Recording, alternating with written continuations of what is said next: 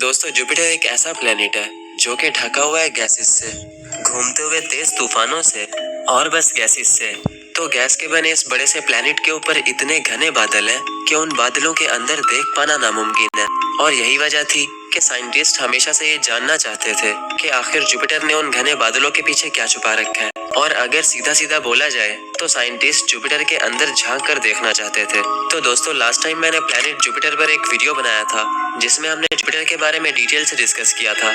उस वीडियो में हमने ये जाना था कि जुपिटर कैसे बना और ये कितना खतरनाक प्लेनेट है। तो जुपिटर के बारे में डिटेल से डिस्कस करने के बाद हमें ये पता चला कि जुपिटर के अंदर जाना तो दूर की बात, बल्कि इसके ऊपर से उड़ना भी बहुत बड़ा खतरा है, क्योंकि जुपिटर के ऊपर रेडिएशंस का एक ऐसा जाल है जिससे कोई नहीं बच सकता। यानी अगर कोई इंसान जुपिटर पर जाए तो अभी वो जुपिटर तक पहुंचेगा ही नहीं, इससे पहले ही वो रेडिएशंस इंसान को मौत के घाट उतार देंगी। तो वेल इंसान तो जुपिटर पर जाने से रहा, लेकिन ये काम एक स्पेसक्राफ्ट तो कर ही सकता था। तो यही सब सोचकर साइंटिस्ट गैलीलियो नाम के एक स्पेसक्राफ्ट को डिजाइन करते हैं जिसे वो जुपिटर के अंदर उतारने का सोचते हैं। तो जैसे ही वो स्पेसक्राफ्ट जुपिटर के अंदर गया तो उसने क्या देखा और उसके साथ फिर क्या हुआ, यही है हमारी आज की इस वीडियो का टॉपिक, जो कि हमारी जुपिटर सीरीज का पार्ट 2 है। तो हमेशा की तरह ये वीडियो भी काफी ज्यादा इंटरेस्टिंग होगा, इसीलिए इसको एंड तक देखते रहना। मैं हूं अब्दुल हन्नान और आप देख रहे हैं आपका अपना चैनल इन्फो फैमिली। तो दोस्तों अगर हमें जुपिटर के अंदर जाने की इस कहानी को अच्छे से समझना है तो हमें इसको शुरू से शुरू करना पड़ेगा। यानी हमें वक्त में पीछे जाकर ये देखना पड़ेगा कि आखिर जुपिटर के अंदर जाने का आइडिया साइंटिस्ट को कैसे आया। तो चलो थोड़ा पीछे चलते हैं और समझते हैं इस पूरी कहानी को।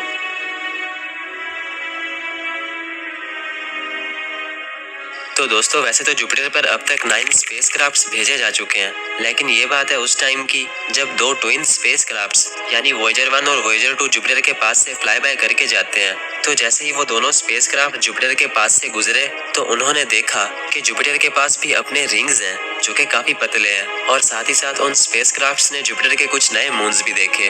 तो जब साइंटिस्ट ने ये सब देखा तो उन्होंने सोचा कि क्यों ना एक ऐसा स्पेसक्राफ्ट बनाया जाए जो कि ये पता लगा पाए कि आखिर जुपिटर के पास रिंग्स कैसे आए, और साथ ही साथ वो स्पेसक्राफ्ट जुपिटर के मून्स को भी अच्छे से स्टडी करे, और खास तौर पर जुपिटर के 4 बड़े मून्स को। तो साइंटिस्ट ये सब सोच ही रहे थे तो उन्हें ये आइडिया आता है कि क्यों ना इसी बहाने वो स्पेसक्राफ्ट के साथ एक प्रोब को भी अटैच कर दें जो कि जुपिटर के अंदर लैंड करे और हमें जुपिटर के अंदर का मंजर दिखा पाए। तो इन्हीं सब चीजों को मद्देनजर रखकर साइंटिस्ट एक स्पेशल स्पेसक्राफ्ट को डिजाइन करते हैं और उसके साथ वो एक बड़े से प्रोब को भी अटैच कर देते हैं। खैर वो स्पेसक्राफ्ट और प्रोब तो रेडी हो चुके थे, लेकिन अब परेशानी ये थी कि साइंटिस्ट को समझ नहीं आ रहा था कि वो स्पेसक्राफ्ट और उस प्रोब को क्या नाम दें। तो जॉन आर कजानी नाम के इंजीनियर उस टाइम इस प्रोजेक्ट को मैनेज कर रहे थे। उन्होंने कम्युनिटी में बहुत सारे नेम सजेस्ट किए और वोटिंग कराई। तो जिस नेम पर सबसे ज्यादा वोट्स आए वो था गैलीलियो, क्योंकि दोस्तों गैलीलियो पहला इंसान था जिसने सबसे पहले टेलीस्कोप से जुपिटर को देखा, और साथ ही साथ उसने जुपिटर के 4 सबसे बड़े मून्स भी देखे।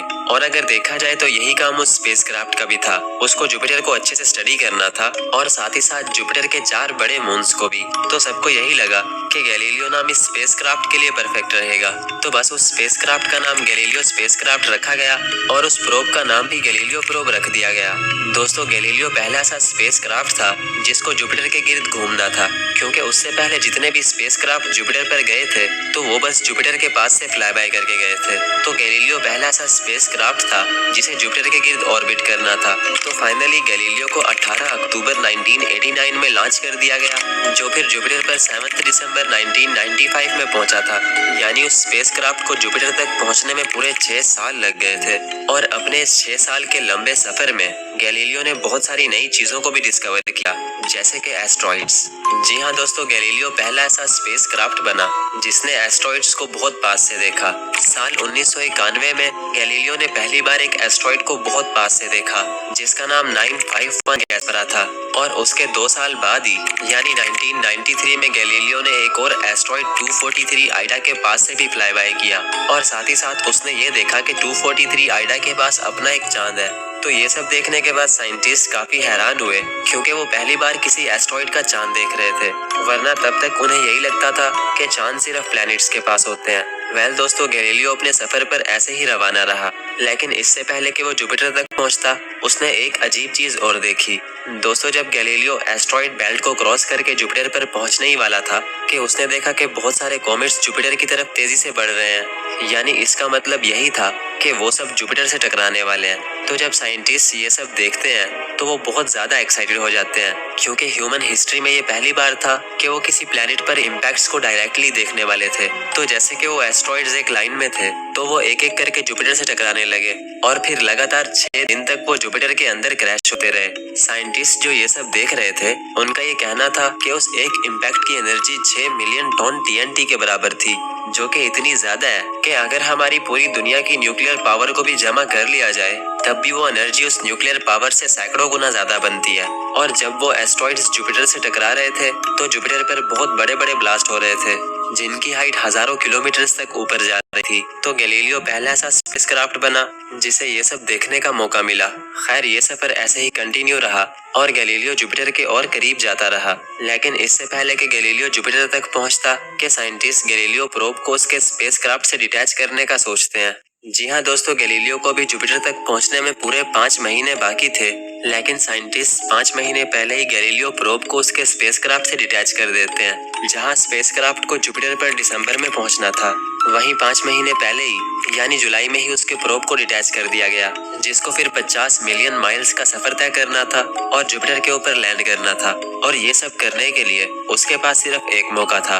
खैर, जैसे ही वो प्रोब डिटैच होता है, तो वो जुपिटर की तरफ अपना सफर शुरू कर देता है और सिर्फ 6 घंटों में ही वो पूरे 50 मिलियन माइल्स का डिस्टेंस कवर कर लेता है, क्योंकि जुपिटर की हाई ग्रेविटी उसे इतना जोर से खींच रही थी कि उसकी स्पीड 100,000 किलोमीटर पर आवर से भी ज्यादा हो चुकी थी, जो कि अब तक की बनाई जाने वाली सभी ह्यूमन मेड ऑब्जेक्ट्स की स्पीड में सबसे हाईएस्ट स्पीड रिकॉर्ड हुई। इनफैक्ट उस स्पीड का अंदाजा आप इस बात से लगा सकते हो कि अगर कोई प्लेन उस स्पीड से उड़ता है, तो वो दिल्ली से लाहौर सिर्फ 1 सेकंड में पहुंच जाएगा। साथ ही साथ उस प्रोब का टेम्परेचर 8000 डिग्री सेल्सियस हो चुका था, जो कि सूरज के टेम्परेचर से भी काफी ज्यादा है। इनफैक्ट अगर इतनी स्पीड से कोई चीज अर्थ से टकराती, तो अर्थ पर लाइफ बाकी ना रहती, क्योंकि जिस एस्ट्रॉइड से डायनासोर का खात्मा हुआ था, तो उस एस्ट्रॉइड की स्पीड भी इसकी स्पीड से काफी कम थी।